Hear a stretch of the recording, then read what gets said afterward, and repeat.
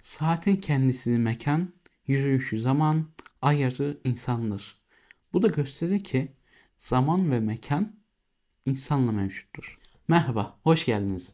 Bugün Türk Edebiyatı'nın en büyük hazinelerinden birini, Ahmet Hamdi Tanpınar'ın Saatleri Ayarlama Enstitüsü'nü konuşacağız. 382 sayfalık bu roman sadece bir hikaye değil, Türkiye'nin modernleşme macerasının, insanın zamanla, kimlikle, toplumla olan çelişkilerin derin bir portresi. Tanpınar öyle bir dünya kurmuş ki bir yandan tebessüm ettiriyor, bir yandan hüzünle doluyorsunuz. Absürt bir bürokrasi koridorunda kaybolurken bir anda kendinizi Osmanlı'nın sokaklarında, Cumhuriyet'in sancılarında buluyorsunuz. Bu eser bize çok tanıdık geliyor. Yıllar geçmiş olmasına rağmen yaşayışımızı anlatıyor. Bu yüzden bir yandan da zamansız. Saatleri Ayarlama Enstitüsü bir hiciv, bir trajedi, bir felsefi sorgulama ve hepsinden de öte Türkçenin en güzel cümleleriyle yazılmış bir şaheser. Okurken her satırda Tanpınar'ın zekasını, hüznünü ve ironisini hissediyorsunuz. Kitabın yayın evi Dergah Yayınları. Tanpınar'ın şiirsel, akıcı ama bir o kadar da nükteden dili sizi adeta büyülüyor. Bu video uzun olacak çünkü bu 382 sayfayı hakkıyla konuşmak için bolca zaman lazım.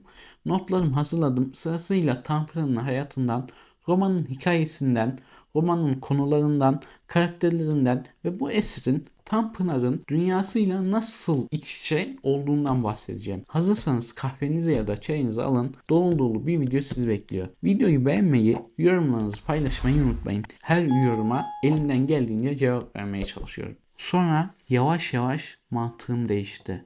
Hatta dünyaya bakışım, eşyayı görüşüm, insanları anlayışım değişti. Vaka bunlar bir günde olmadı. Hatta çok güçlükle ve adım adım oldu. Hatta çok defa bana rağmen oldu. Fakat oldu. Ahmet Hamdi Tanpınar 23 Haziran 1901'de İstanbul'da Osmanlı İmparatorluğu'nun son nefeslerini aldığı bir dönemde doğdu. Babası Hüseyin Fikri Efendi bir kadıydı. Annesi Nesime Hanım ise kültürlü bir ev hanımı. Tanpınar'ın çocukluğu babasının görevi nedeniyle İstanbul, Sinop, Siirt, Antalya gibi farklı şehirlerde geçti. Bu gezgin hayat onun hem Osmanlı'nın çok kültürlü dokusuna hem de Anadolu'nun çeşitliliğine derin bir bağ kurmasını sağladı. Özellikle İstanbul, Tanpınar'ın ruhunda silinmez bir iz bıraktı. Şehir onun eserlerinde adeta bir karakter gibi yaşıyor. 1919'da İstanbul Üniversitesi Edebiyat Fakültesine girdi ve burada Yahya Kemal Beyatlı'nın öğrencisi oldu. Yahya Kemal Tanpınar'ın edebiyat anlayışını şekillendiren en önemli figürdü.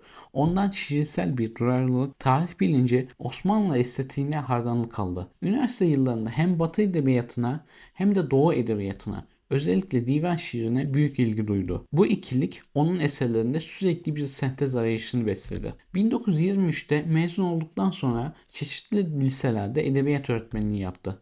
Erzurum, Konya, Ankara gibi şehirlerde geçirdiği bu yıllar ona Anadolu'nun kültürel dokusunu yakından tanıma fırsatı verdi. Bu yıllar Tanpınar'ın Türkiye'nin modernleşme sürecini, köyden kente göçü, geleneksel modern çatışmasını yakından gözlemlemesini sağladı. 1930'larda İstanbul'a döndü. Güzel Sanatlar Akademisi'nde ve İstanbul Üniversitesi'nde dersler verdi. Şiirler, öyküler, denemeler ve romanlar yazarak Türk Edebiyatı'nda kendine özgü bir yer edindi. Huzur'u 1949'da, Saatleri Ayarlama Enstitüsü 1961'de yazdı. Bunlar onun en bilinen romanlarıydı. Ama Beş Şehir gibi denemeleri ve 19. asır Türk Edebiyatı tarihi gibi akademik çalışmaları da onun çok yönlülüğünü gösteriyor. Tanpınar sadece bir yazar değil, bir kültür tarihçisi, bir düşünürdü. Osmanlı'dan Cumhuriyet'e geçişin getirdiği kimlik krizini, modernleşme sancılarını ve zamanın ruhunu eserlerinde işledi. Tanpınar hayatı boyunca iki dünya arasında kalmış bir aydındı. Bir yanda Osmanlı'nın musiki, mimari, şiir gibi estetik mirası, diğer yanda Batı'nın rasyonel, bireyci modernliği. Bu gerilim onun eserlerinin omurgasını oluşturdu. 1950'lerde kısa bir süre milletvekilliği yaptı. Ama siyaset ona göre değildi. Asıl gücü kalemindeydi. Avrupa seyahatleri, Batı edebiyatıyla tanışması onun ufkunu genişletti. Ama o hep kendi kültürünün sesini aradı. Tanpınar hayatı boyunca Türkiye'nin modernleşme sürecine tanıklık etti. Cumhuriyetin ilanı, dil devrimi, batılaşma çabaları ve bu süreçte ortaya çıkan kültürel çatışmalar onun düşünce dünyasını şekillendirdi. Hem Batı'yı hem Doğu'yu tanıyan bir entelektüel olarak bu iki dünya arasında bir köprü kurmaya çalıştı. Ama bu çaba aynı zamanda onun içsel çelişkilerini de derinleştirdi. Saatleri Ayrılma Enstitüsü bu çelişkilerin ve gözlemlerin en çarpıcı yansımasıdır. Roman Tanpınar'ın 1954'te yazmaya başladığı ve 1961'de yayımladığı bir eser. Mizahi üslubuyla dikkat çeken bu kitap aynı zamanda onun modernleşme eleştirisini en yoğun şekilde dile getirdiği çalışması oldu. Bu eser yazıldığı dönemden çok sonraları keşfedildi. Ama Tanpınar yazdığının değerli olduğunu, bir gün bu kitabın hak ettiği değeri göreceğini de biliyordu. 24 Ocak 1962'de 60 yaşındayken İstanbul'da kalp kriziyle hayata veda etti. Geriye Türk Edebiyatı'nın en derin sorgularını taşıyan eserler bıraktı. Bazen düşünüyorum, ne garip mahluklarız. Hepimiz ömrümüzün kısalığından şikayet ederiz. Fakat gün denen şeyi bir an evvel ve farkına varmadan harcamak için neler yapmayız? Saatleri Ayrılma Enstitüsü, Türk Edebiyatı'nda eşine az rastlanır bir roman. 382 sayfalık bu eser hem bireyin hikayesini anlatıyor hem de Türkiye'nin modernleşme serüvenine ayna tutuyor. Roman, Hacı İrdal adlı bir adamın ağzından anı formatında yazılmış. Onun Osmanlı'nın son yıllarından 1950'lerin Cumhuriyet Türkiye'sine uzanan hayatını okuyoruz. Ama bu sadece Hacı İrdal'ın hikayesi değil, bir toplumun, bir kültürün, bir medeniyetin dönüşümünün absürt, trajikomik ve felsefi bir portresi. Romanın yapısı 4 ana bölümden oluşuyor. Bir, Büyük Ümitler, Harry'nin çocukluğu ve gençliği. Geleneksel dünyayla tanışması. 2, Küçük Hakikatler, Harry'nin yetişkinliği ve modern dünyaya geçişi. 3, Sabah Rüzgarı, Enstitüsü'nün kuruluşu ve yükselişi. 4, Her mevsimin bir sonu vardır, Enstitüsü'nün çöküşü ve Harry'nin içsel yolculuğu.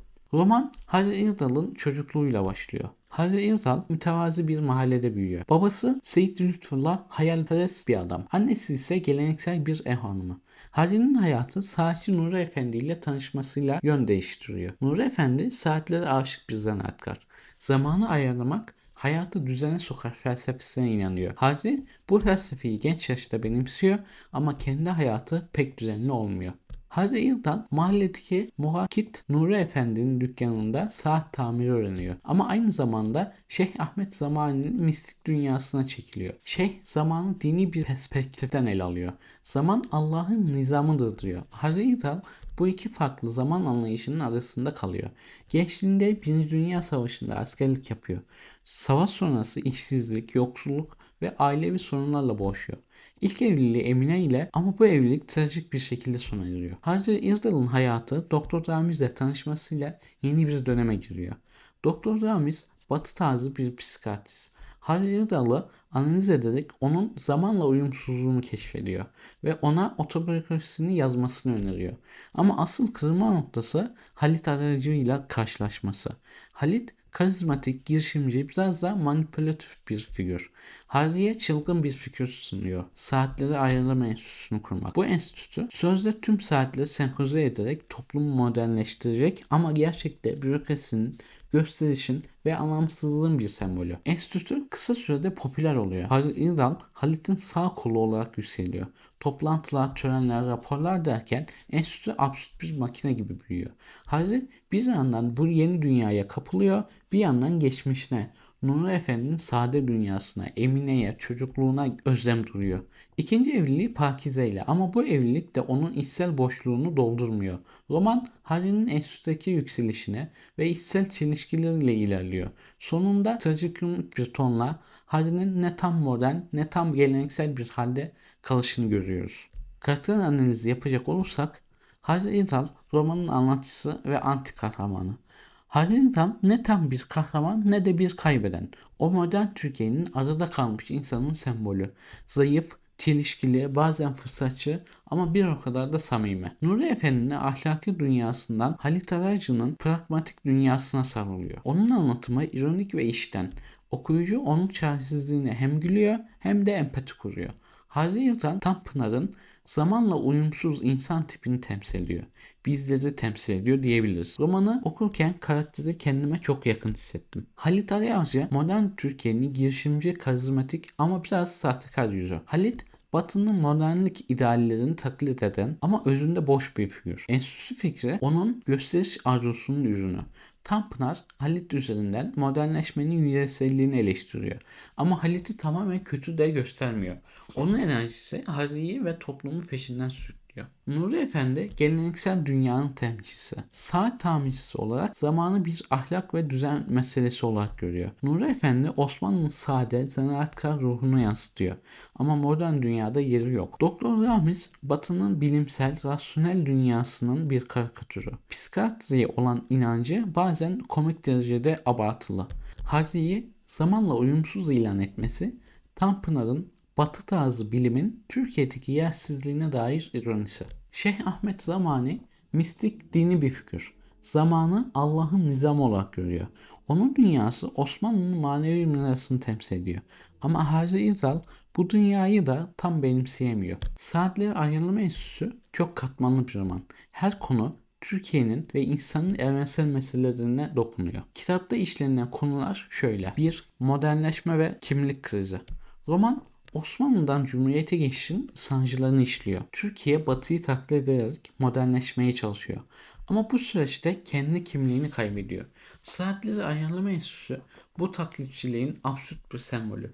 Enstitünün saatleri senkronize etme misyonu Batı'nın disiplinli zaman anlayışını benimseme çabasını temsil ediyor. Ama bu çaba içi boş bir gösterişe dönüşüyor. Hacı İdal bu kimlik krizinin canlı bir örneği. Ne Nuri Efendi'nin geleneksel dünyasına ne Halit Arayıcı'nın modern dünyasına tam ait olabiliyor. Tanpınar burada Türkiye'nin ne doğulu ne batılı olma gerilimini ustalıkla yansıtıyor. 2. Zaman ve insan. Zaman romanın kalbi. Tanpınar zamanı farklı perspektiflerden ele alıyor. Nuri Efendi Şeyh zamanı ve Halit Ayarcı zamana farklı anlamlar yüklüyor. Nuri Efendi zamanı bir ahlak ve düzen meselesi olarak görüyor. Şeyh Zamani'ye göre zaman ilahi bir nizam, insanın Allah'a teslimiyetin bir parçası. Halit Aracı'ya göre zaman bir güç ve prestij aracı. Modern toplumun ilerleme sembolü. Halil İrdal bu farklı zaman anlayışları arasında sıkışıyor. Tanpınar bize şunu soruyor. Zaman bizim efendimiz mi yoksa biz mi zamanı yönetmeliyiz? Roman modern insanın zamanla uyumsuzluğunu, saatlerinin tiktakları arasında kayboluşunu anlatıyor. Özellikle Halil İrdal'ın enstitüde zamanı ayarladığını sanırken aslında kendi hayatını kaybetmesi bu konunun trajik bir yansıması. Enstitü bürokrasinin hicive, memurlar anlamsız raporlar, gereksiz toplantılar, sahte projeler. Tanpınar 1950'lerin Türkiye'sinde bürokrasinin nasıl bir canavara dönüştüğünü mizahi bir dille eleştiriyor. Enstitünün saat ayarlama misyonu aslında hiçbir sorunu çözmüyor. Sadece kendini büyütüyor. Bu Kafka'nın davasındaki bürokratik kabusu ya da Orwell'ın 1984'teki anlamsız sistemlerine benziyor. Ama Tanpınar'ın tonu daha yumuşak, daha ironik. Enstitüde absürt projeler bürokrasinin kendi kendine yeter hale geldiğini gösteriyor. Tanpınar burada şunu söylüyor. Bürokrasi çözmek için değil, var olmak için vardır. Roman hem komik hem hüzünlü. Halit Arayıcı'nın çılgın fikirleri, enstitünün absürt projeleri, Harry'nin sıkarlıkları gülümsetiyor. Ama Harry'nin yalnızlığı, kimlik arayışı ve geçmişe özlemi yürek burkuyor. Tanpınar bu ikililiği ustalıkla dengeliyor. Mesela Harry Idal'ın enstitüde yükselirken içten içe mutsuz olması modern insanın başarının boşluğunu hissetmesini yansıtıyor. Romanın sonundaki trajikomik ton Harry'nin ne kazandığını ne de kaybettiğini bilmez hale bu ikililiği zirveye taşıyor. Tanpınar'ın dili romanın en büyük hazinesi. Şiirsel, akıcı ama bir o kadar da ironik. Harry'nin anlatımı samimi ve düz. Onun çelişkilerini, zayıflıklarını hatta kendini kandırışlarını hissediyorsunuz. Tanpınar Türkçeyi öyle bir işliyor ki her cümlede hem bir hikaye hem bir felsefe buluyorsunuz. Roman Osmanlı'nın estetik manevi dünyasından Cumhuriyet'in rasyonel modernist dünyasına geçiş işliyor. Nuri Efendi ve Şeyh Zamani Osmanlı'nın zanaatkar ve manevi ruhunu temsil ederken Halit Ayarcı ve Doktor Ramiz Cumhuriyet'in batıya örgülen yüzünü yansıtıyor. Harri Yırtal bu iki dünya arasında bir köprü ama bu köprü sürekli sallanıyor. Tanpınar Osmanlı'nın kaybına hüzünlenirken Cumhuriyet'in modernleşme çabasını da eleştiriyor. Harry Irdal bireyin toplum karşısında ezilişini temsil ediyor. Enstitü toplumu modernleştirme vaadiyle bireyi yutuyor. Harry bu sistemin bir dişlisi olurken kendi benliğini kaybediyor. Tanpınar burada birey toplum ilişkisini sorguluyor.